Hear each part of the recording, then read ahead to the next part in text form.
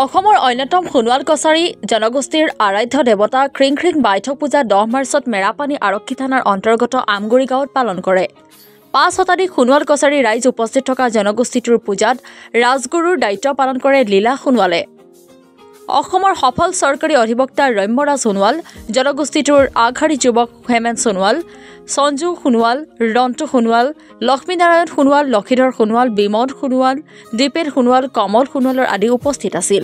অসমৰ সকলো জাতি জনগোষ্ঠীৰ মাজত মিলাপ্ৰীতি শান্তি প্ৰতিষ্ঠা কৰিবলৈ বাইথক পূজাৰ যোগেদি জনগোষ্ঠীটোৰ সকলো ৰাইজে আশা প্ৰকাশ কৰে।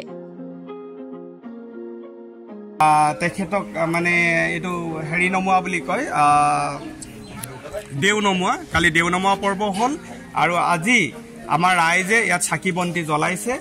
আৰু এই যি আমাৰ পুৰুষ প্ৰকৃতিৰ যি চাকি জ্বলোৱা হৈছে চাৰিমুঠি জীৱৰ নামত কল্যাণৰ হকে, আৰু দেখিছে এয়া এজোপা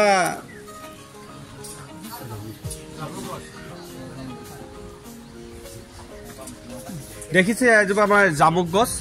জামুক গছ আমাৰ সোণোৱালসকলৰ খুব পবিত্ৰ গছ, আৰু জামুক গছৰ তলতে এনেকৈ পূজা ভাগ কৰা হয়। আৰু যেতিয়া ধৰক এই পূজা ভাগ গছৰ পৰা যেতিয়া মানে পৰম্পৰা গোটেইখিনি কথা এই বাইথৰ পৰাই মানে প্ৰসাৰিত হৈছে।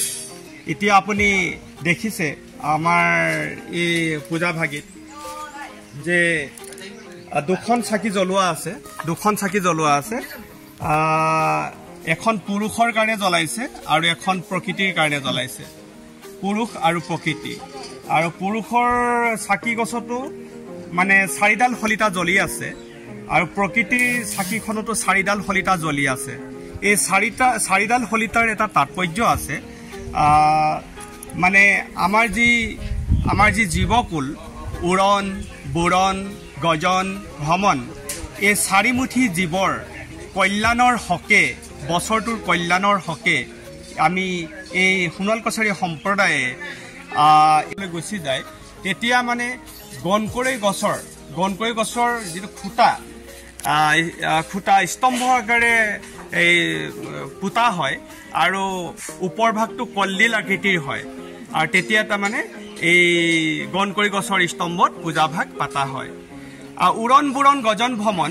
উৰণ মানেতো জানেই যে উৰণ মানে আমাৰ যিবিলাক উৰিব পৰা পক্ষী, আৰু বুৰণ মানে হ'ল যিবিলাক পানীত থকা জীৱকুল, আৰু গজন মানে হ'ল আৰু উদ্ভিদকে ধৰি যিবিলাক আছে এই যিমান বনজ আছে।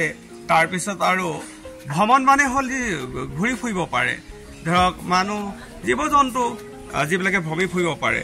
আৰু এই আমাৰ বাইথ দৰ্শনৰ এটা তাৎপৰ্য আছে যে গোলাঘাটৰ পৰা প্ৰকাশ শৰ্মাৰ প্ৰতিবেদন, অসম টুডে।